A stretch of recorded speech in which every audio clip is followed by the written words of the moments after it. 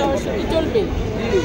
সে তো রহস্যজনকভাবেই মৃত্যু হয়েছে, তার রহস্য কি চলবে? রহস্যটা তো বের করতেই হবে। আমরা সমস্ত শিল্পীরা মনে নিয়েছি যে এটা কেন কিভাবে এত তাড়াতাড়ি এই মানুষটা মারা গেল, তাকে কারা মারল, কেন মারল, এগুলো আমরা বের করছি।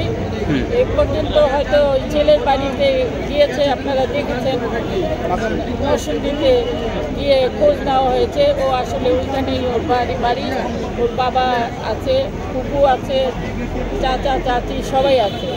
তো এটা যখন বের হয়ে গেছে, এখন আসলটা বের হওয়া।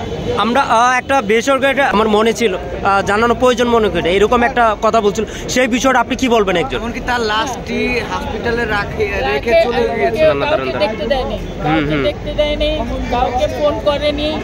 আর 3 দিন যাবৎ অঞ্জনা বিছানায় পড়েছিল, 3 দিন যাবৎ পড়েছিল বিছানায়।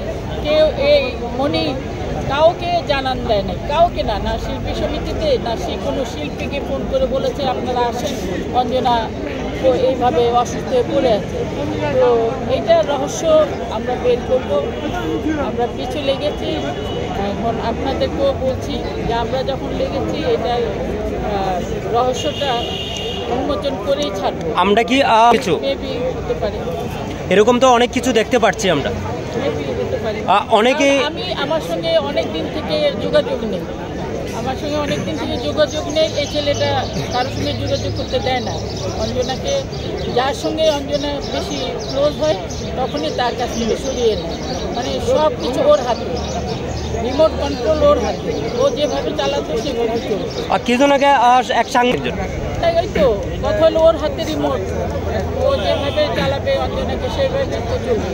এখানে তো আমরা কি বলবো, আমরা গেলেও তো আমাদের সামনে দরজা বন্ধ করে দেবে। তো এটা অপমান না? ও এখানে বোঝা যায় সব কার সাথে ওরই, ওই কার সাথে করেছে, তা না হলে এরকম হলো কেন?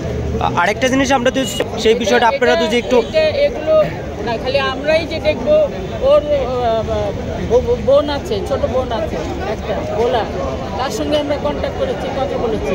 সে যদি একটা অ্যাপ্লিকেশন না দেয় যে আমার বোনকে এভাবে মারা হয়েছে, এটার বিচার চাই, এইটা লিখে সে সিগনেচার দিয়ে শিল্পী সমিতিতে দেখ, আমরা সবাই দেখেন কীভাবে এটাকে কীভাবে বের করতে হয়, ওটা আমরা জানি।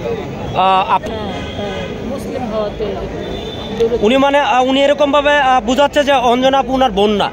হ্যাঁ, দূরত্বটা ওইটাই, মুসলিম হওয়াতে দূরত্ব। কারণ ও নিজেই বলেছে তার বাবা মুসলিম হওয়াতে তার উপরে খুব রাগ ছিল, তার সঙ্গে যোগাযোগ করতে। এটা কালকে রাত্রে আমরা আলাপ করেছি, শুনেছি। ওর বোনের সঙ্গে আমরা দিব্যি যোগাযোগ করে চলছি, কিন্তু সবার সঙ্গে এটি নিয়ে আলোচনা করছি। দেখি এখন কত দূর যেতে পারি। আর এটার যদি উদ্বোধন করতে পারি তাহলে তো সবাইকে জানাবো, আপনারা জানবেন, আপনারাও একটু খোঁজ খবর রাখেন, সাথে সাথে থাকবেন। আপনার কাছে আরেকটু প্রশ্ন দিয়ে শেষ করবো, সেই বিষয়টা আমরা যেটুকু খবর পেয়েছি, আমরা জন্য আমাদের কাছে খবর আছে, সেই বিষয়টা আপনি কেমনভাবে দেখবেন আর কেমনভাবে উত্তরটা দেবেন? কেমনভাবে দেখার বিষয় না, কেমনভাবে দেখার বিষয় না। একটা জলজন্ত মানুষকে এভাবে পিটিয়ে মেরে ফেললো, আমরা তো বলবো যে ওকে ধরা হোক, অনেকে ধরা হোক, অনেকে ধরলেই সব বের হয়ে যাবে। ঠিক আছে, ধন্যবাদ, ভালো থাকবেন।